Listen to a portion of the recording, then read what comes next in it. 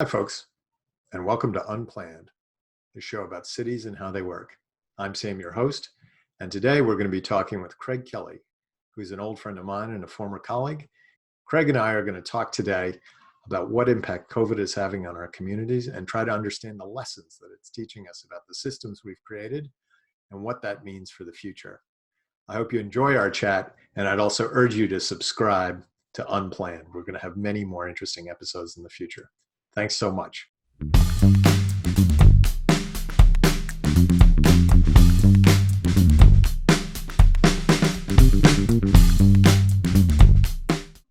Good morning, Craig. Good morning, Sam. How you doing? I'm well. How are you doing today? Well, for a guy that hasn't been out of his house in Lord knows how long, and even that to go someplace that's just across the street, I'm doing pretty well. I'm glad to hear that. I definitely know that feeling of being stuck inside. It's been something else. Like, that's the only way I can describe it. What is it like being stuck inside? It's well, it's a good question. You know, it's a lot of time indoors. It's a lot of time to think. It gives you some. I found it's given me some time to catch up on some things I haven't had time to do. So that's been nice. It is a weird thing, right? Because many years ago, having all this time to ourselves, we would have said, oh, great, we can catch up on our reading. And I'm still struggling through the same book on the start of World War I that I started, God, a year ago. Great book, but I've sort of lost some of my ability to read great books over the years. Well, I'm doing even better because I've probably started about 6 or 7 books. I'm probably about 20 pages in on about 6 books right now.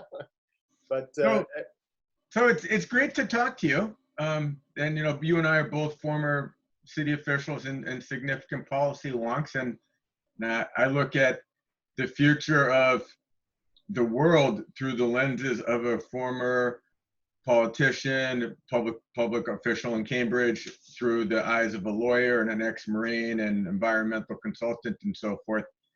And I'm really interested in teasing out what we can learn from what's going on now, not just the COVID-19 pandemic, but the associated market crash and demographic changes and all these things that somehow the pandemic seems to be both accelerating and altering.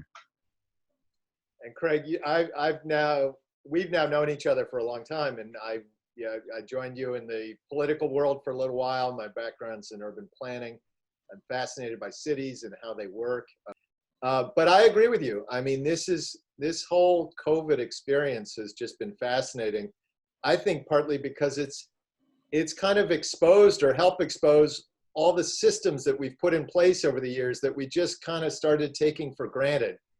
And that includes everything from our police and fire and EMS, but all the way down to the supermarket checkout person and the guy who's picking up the trash on Monday mornings and all that kind of stuff. And all of a sudden we've had to step back and kind of take a look at how all our systems are working. So I'm fascinated to hear some of your thoughts and insights on these topics. Well, I'm looking behind your right shoulder, Sam, and you've got that map of unmapped Boston, which looks like an MBTA map. It is. It's. I think I found that on the street, quite honestly. I literally found that in a pile somewhere. But it is. Somebody about 15, 20 years ago decided they were going to make a map of Boston that used the T-map, the transit map, but put unmapped places on there. Little squares and stores and streets that don't usually make it onto a T-map. And it's a nice little way of looking at a city, I think. And looking at that map, it clearly goes to a center, which is downtown Boston, but there are all sorts of other bits and pieces that come together, and that is a system. That T-map is a map of one particular system, and I think most people who study cities or live in cities would agree that cities are very, very complex things. But I think your point about the supermarket is really worth exploring, which is a lot of the complexity that helps the system work, we never see it. It's sort of like the oil and the bushings in your car that keep them from freezing up, but were factory installed. You probably don't even know the bushings are there much less that there's oil that's required. I don't know actually if oil and bushings go together, but ball bearings, some sort of gasket, whatever. Something that you don't see requires maintenance. And then all of a sudden it breaks and you're on the middle of 495 at rush hour. You're like, oh, wow, my system, my car broke because this 45-cent piece no longer allows the gas to flow or the electricity to do something. Exactly. And and then there's that other component of, in the olden days, meaning a month and a half ago, The old pre-COVID days. you might not have even, I hate to say it, but you might not have even thought about the cashier. But now you realize the cashier and the person stocking the shelves is crucial, absolutely crucial. In some ways, they're the front line of the front line, and they have to be 3 feet away from people on a constant daily basis, and they're putting their lives at risk. And that's been kind of fascinating too. And it's really shows a lot about sort of our systems. Well, you and I have spent a lot of time talking about preparedness and disaster response and so forth. And I was reading a very interesting article the other day from a Christian-based philanthropy that talked about blizzards, winter, and the ice age. And there's, I think, a good argument to be made that COVID-19, we're addressing it like a blizzard. Stay inside, get your food and stay inside. We're starting to think, wow, this could be a winter. It's going to be weeks. It has already been weeks. But then eventually we'll reopen and maybe things will be back to normal, but we'll sit farther apart at restaurants. But there's an emerging thought that really this is an ice age.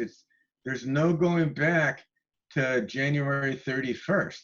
It's going to change the way we work, the way we commute, the way we interact with each other, how we travel, all these things independent of the cascading impacts of skyrocketing unemployment and the financial hit that people are taking that need the income stream from renters or buyers or whatnot.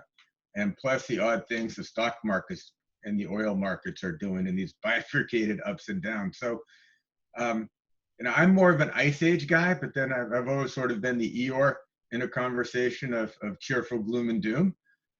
One of the things that's been fascinating is teleworking has come to all of us, right? We all live now on our computers, our computer screens. We'd be having this talk over coffee or beer in January, right? Exactly. And now we're doing it. And in every other context, you're doing the same thing. I'm doing the same thing. Everybody out there is doing the same thing. Similarly with education. Education has now become distance learning for everybody from young kids all the way up through college and graduate school. Where does that go at this point? I mean, education is, it's a wonderful time in life, but it's also a very expensive time in our lives and in our economy. What happens with education? I think particularly at the collegiate level where their business model is basically based on the notion that we bring you to our campus, to our place and our space, we give you an experience, and then we teach you. We make you smarter in these 5 different areas. And then it's sort of in a completely different vein, one of the byproducts of COVID-19 has been, and, I say this as somebody who calls myself an environmentalist and cares about the issue, is the huge drop in greenhouse gas emissions. So one of the things that COVID-19 has actually shown us is that we can actually drop greenhouse gas emissions. Now, of course, it's from a bad thing, but it can be done. If we don't want to leave our houses, right? But it can be done. And in that sense, it is the experiment we thought we never, ever could run. But we actually ran it, and it did actually produce the results that we thought it might. And that's been a good thing. Now, a lot of people I'm not saying that COVID-19 is a good thing, but I am saying that the reduction in greenhouse gases shows that we humans can actually reduce that. And I wonder what we do with all of this information, because it will change our minds. It's going to change our patterns, but it's going to change our thinking as well. And I'm curious. It's more of a question than an answer from my perspective. But I wonder what your thoughts are on all that. Well, I think that reflects back to your point about systems and what does it say about the systems that we rely on, and what can we learn about this event that's happening. And sometimes we think, and a lot of theology fits into this. We like to think something, someone, some entity, or maybe a trio of entities is guiding things. And there's a purpose, and there are people pulling the puppet strings. When in reality, in day-to-day life, there's a lot of disruption, and it goes in different and unexpected places. And some people will benefit, and some people will not benefit. And they'll tug the strings in their own ways, and some strings will break.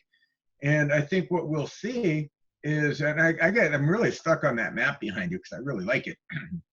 But what we'll see is old systems that can't adapt will be overwhelmed. So if we come back from COVID-19 with a real fear in close proximity for long periods of time in an area that we can't control, such as a bus or a subway stop, we're going to either not go to work to do the teleworking that you're talking about, or we're going to find other ways to get there. So we may see a great increase in single car drivers, or we may find that people take taxis and Ubers and have some sort of isolation chamber for the driver, and then a self-designed, or I don't know exactly what it would look like, but cleaning thing in the back that in between riders just kills all the viruses in 5 minutes.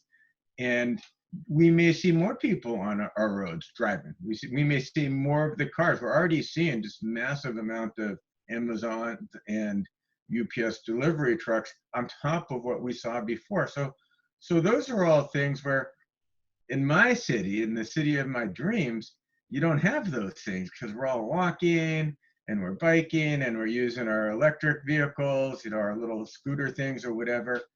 And that was where I wanted to go. But this sense of disruption, other people are going to come up with their own ideas, and we're going to see a lot of the system, the T. How is the T, which was already cash strapped, going to make for the financial hit it's taking now? But there's a whole other component to this, which is those who can work from home and telework, and those who can't. And some of those people who can't work from home aren't essential workers. They're not the people that have to go into their jobs because they're required by society. They're the people who have to go into their jobs because that's the only way they can earn, $12 an hour, $15 an hour is by showing up at work. And that's been a very interesting component too. And I wonder what the spill out from there will be too, because it seems as though those communities are the ones who are also getting hit the hardest by COVID. And maybe that's not surprising in some ways, but it does speak to a whole other reality that we all need to think about. Certainly the most vulnerable get hit the most by any crisis, and government in many ways exists or should exist to help them. It doesn't necessarily do that, but I think there's a lot to learn from this whole COVID experience. The challenge is figuring out what to learn, what's a learnable thing and what's just this random event, and don't put too much weight into it. And then to turn around and take the momentum of eons of building existing systems that maybe no longer function or don't function as well, and reshaping them to meet our current or future needs.